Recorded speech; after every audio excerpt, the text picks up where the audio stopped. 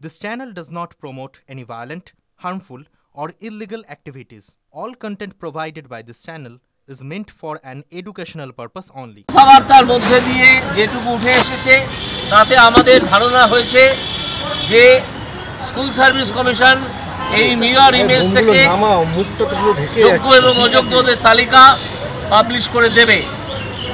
এটা তিনি কথা দেননি, তিনি বলেননি যে আমরা করব, কিন্তু আমরা যেটা সেন্স করতে পেরেছি সেটা হচ্ছে এইটা।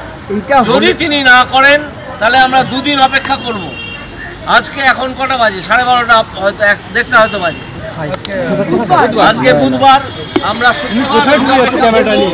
শনিবার থেকে আমাদের অন্য পদক্ষেপ আপনারা দেখতে পাবেন। আমাকে না, সদিচ্ছাকে কোনো মর্যাদা দেয়নি, রাজ্য সরকারের কোনো সদিচ্ছা নেই। তারা চান তাদের দুর্নীতিগ্রস্ত চেলাচামুন্ডা যারা চাকরি পেয়েছে তারা যেমন পথে বসে থাকবে, পথে উধাও হয়ে যাবে, তেমনই যারা যোগ্য প্রার্থী তারাও কাঁদতে কাঁদতে মরে যান। এইটা হচ্ছে সরকারের লাইন। না হলে লাঠি চালানোর এই ঘটনা আজকে কিছুতেই ঘটতে পারে না। যখন আমরা 2টোর সময় শিক্ষামন্ত্রীর সঙ্গে দেখা করতে যাচ্ছি এই চিঠি সঙ্গে নিয়ে, ফলে সরকারের এই সদিচ্ছার অভাবে আজকের এই আলোচনা প্রাপ্ত বসু শিক্ষামন্ত্রীর সঙ্গে, মাননীয় শিক্ষামন্ত্রীর সঙ্গে ভেস্তে গেল।